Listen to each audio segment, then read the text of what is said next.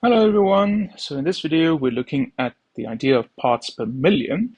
And the specific example that we're looking at is if you have 0.145 gram of potassium permanganate and it's dissolved in a 500 milliliter volumetric flask, then we're first asked to determine the concentration of potassium permanganate in parts per million.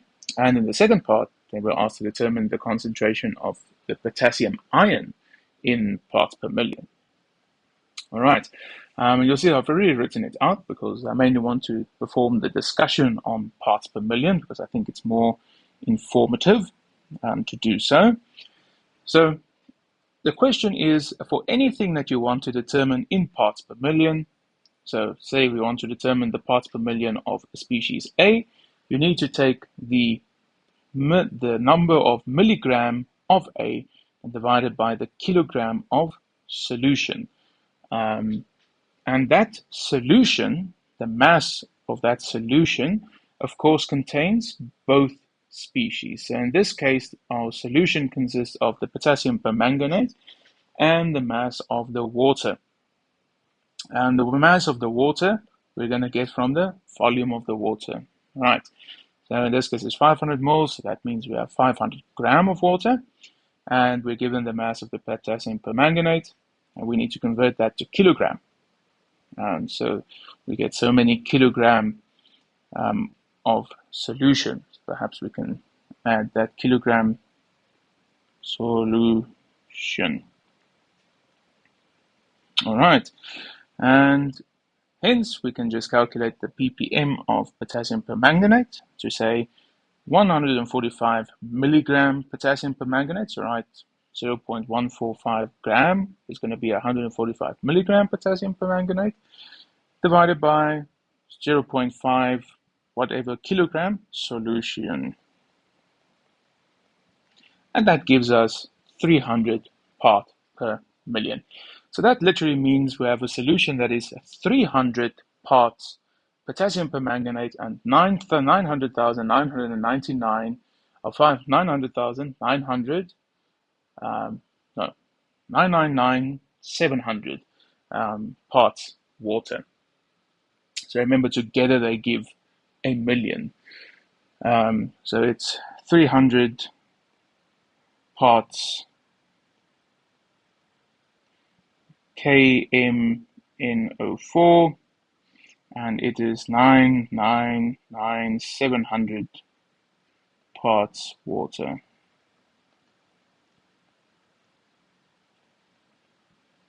By mass, in this case. So that's, yeah. Okay. So it's how this relationship works, because we've got 300 parts per million is potassium permanganate. Okay. So that's the first part. Our second part asks us to determine the concentration of the potassium ion in the solution. And the important part here is we need to recall how the potassium permanganate is going to split up. And that is, of course, potassium permanganate solid dissolves in water to give 1 potassium ion for every 1 mole of potassium permanganate that dissolves. In other words, it's a 1-to-1 relationship between these two species as they dissolve. So if you go ahead and you go and you take, if you take the mass of the potassium permanganate and you go and calculate how many mole that is, and you say, well, it is a 1-to-1 relationship, so that means the number of mole of potassium here. So we can perhaps just quickly do a remind ourselves to convert that according to our chemical equation.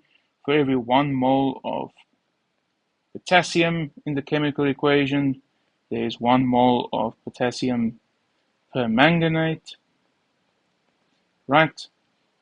That will then give us the number of mole of the potassium ions. And then to get the mass of it, you can say the number of mole times the molar mass, or you can do your your dimensional analysis.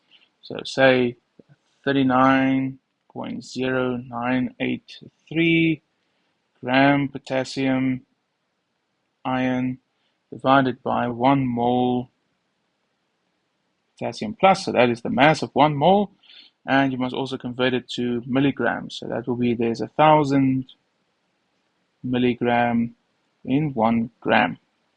All right, take that mole value and multiply it by that. That will then give you the milligram potassium. And then once again, we're at this stage where we have milligram of what we want divided by the kilogram of solution.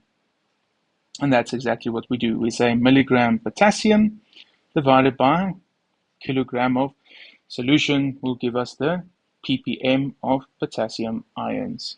Okay, and if you round that off to one significant figure, because that's what we're working with, we get 70 ppm. And you might say, that's interesting that it's not 300. Why does it change? Well, remember, it's a per mass indication, so that this solution is 70 parts potassium ion. So it means it's 230 parts permanganate anion, and hence the rest is water. So that's parts per million. I think the important part is to recall this initial relationship here at top. To calculate parts per million, you say it's the milligram of whatever species you're interested in divided by the kilogram solution, or the solution mass in kilogram. And remember, the solution consists of all the things that you are mixing. Okay. So that's, once you have that, then the rest is just calculating masses and whatnot. So that should be relatively okay now. Cool. Thank you for watching, and I hope to see you in a future video.